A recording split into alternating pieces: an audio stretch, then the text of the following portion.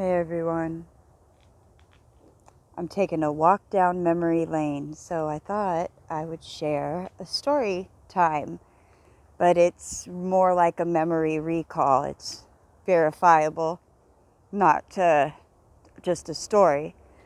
So there was a time when I lived in San Diego, lived at 10 Chambers,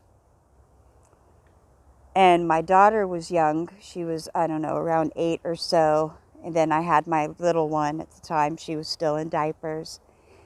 And my 8-year-old would tell me how she would see things in the vent above the doorway.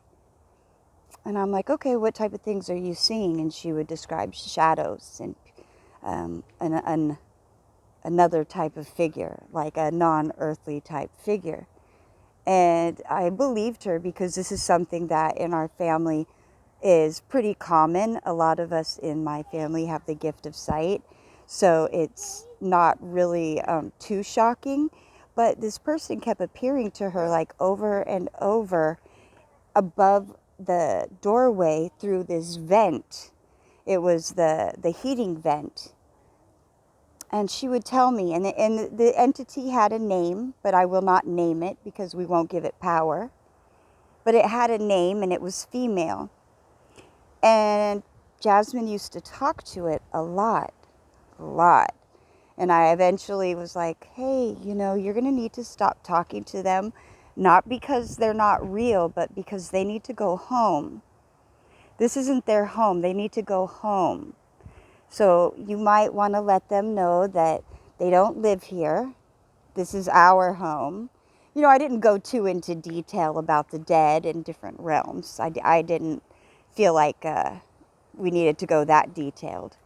But then an interesting thing ended up happening later on. So as time went by, she started talking about this entity less and less. And she said it was appearing less and less, but it did still make appearances. And she said that she could call on it and it would come. And I had told her, I don't recommend you do that because this isn't their home. And that would be wrong of you to bring them here. Of trying to put it on her level, so that she's young and could get an idea, but not know the spookism or the religious side of it. I wanted her to just go with her soul, with the soul intent. So at the time, I had been, I'm going to say, forcefully dating a man who was a magician, who's a Mason's son. And our encounters were not always very friendly. Like I've said, I was forcefully in a relationship with him, meaning, bitch, you gonna be with me or else. Not because I wanted to. But one night, which was common, he was practicing his dark magic on me, let's just say. And it was painful. Physically, mentally, it was like torture.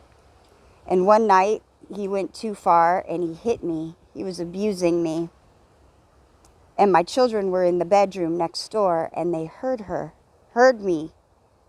They heard me yelling and upset, and they knew I was being abused.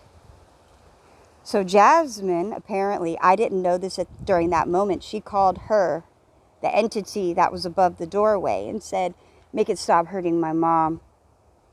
So here I am in my bedroom, fighting to stay alive and not get my ass whooped by this gargantuan 6-foot-something giant who's a master magician and who's trying to manipulate me. So I was across the room from him because I had ran because he had tried to grab me. And then all of a sudden he was by the door and he flew. Like someone had pushed him across the room, and he looked at me. And he just looked pissed because he knew it wasn't me, it was an entity. And then this huge scratch appeared all the way down his chest. There was just this huge manifestation all the way across his chest. And you've seen this huge mark appear across his chest. And he was pushed back, and he fell on the ground, and he started screaming, "Make her stop, make her stop, call it off, because he knew it was another entity. And Jasmine was outside the door, and I'm like, "Jasmine?" And she's like, "Mm-hmm." I said, "Thank you." We didn't call it off.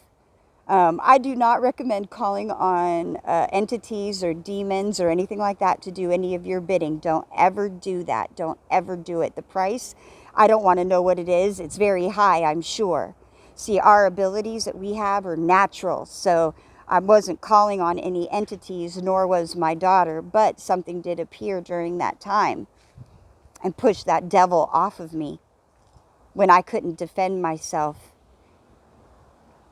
So it's amazing, you know, and oftentimes we think that children are not as bright as they are. And in this case, not only is she bright and intelligent, she helped save me. Because the next time that came around, he tried to kill me. He picked me up by my neck on a stairwell and tried to strangle me to death. One of those, if I can't have you, no one can type things. I'm still here. His life isn't as easy. But anyway, that's my short